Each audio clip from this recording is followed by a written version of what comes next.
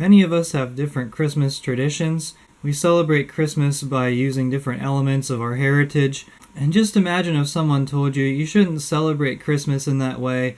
It's 2019, get with the times, this is America, this isn't your old culture. Well, that's exactly what happened at the Second Vatican Council, and that's what happens today whenever people criticize the traditional Latin Mass. They say you shouldn't embrace your cultural heritage as Catholics. You should get with the times. It's 2019 and the Latin Mass is old news. But at the same time, these people say that we should respect other cultures who there's photos of them nursing a pig. And yes, that is actually true. Just watch Taylor Marshall's interview with George Newmeyer.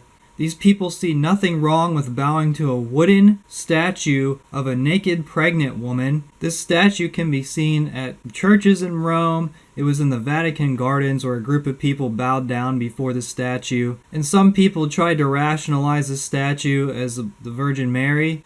I don't think it is, but if it was, then you need to put some clothes on her that's inappropriate. And to be quite honest, I can't believe that we're rationalizing all of this ridiculous cultural practices from the indigenous people.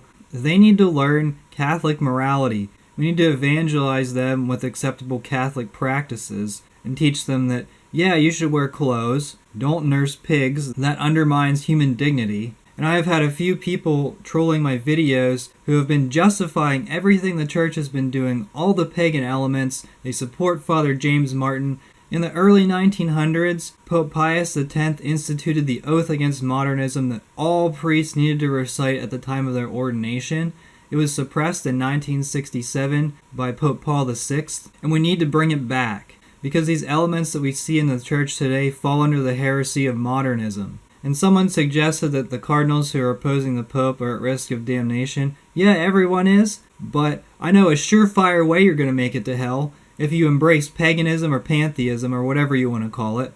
By accepting the ideals of a pagan society that worships the earth, you're putting your own salvation at risk. How did evangelization become so watered down that now we have to accept cultures rather than preaching the good news of Jesus Christ? How did evangelization turn into, we need to learn from these pagan cultures as opposed to going in and telling them, outside the church there is no salvation?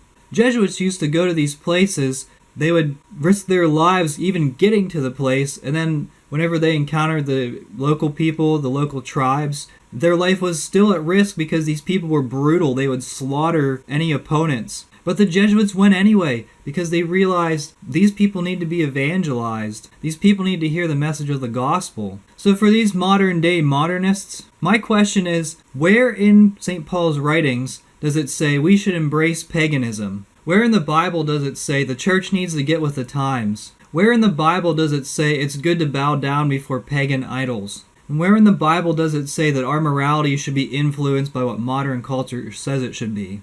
Here's a spoiler. It doesn't say that anywhere in the Bible. So before you troll my videos or any other videos, read the Oath Against Modernism written by Pope St. Pius X. Jesus said, I am the way, the truth, and the life. No one comes to the Father except through me. Embracing paganism will not get people to heaven. Practicing paganism will not get people to heaven. If you disagree with me, you need to take it up with St. Paul and you need to take it up with Jesus Christ.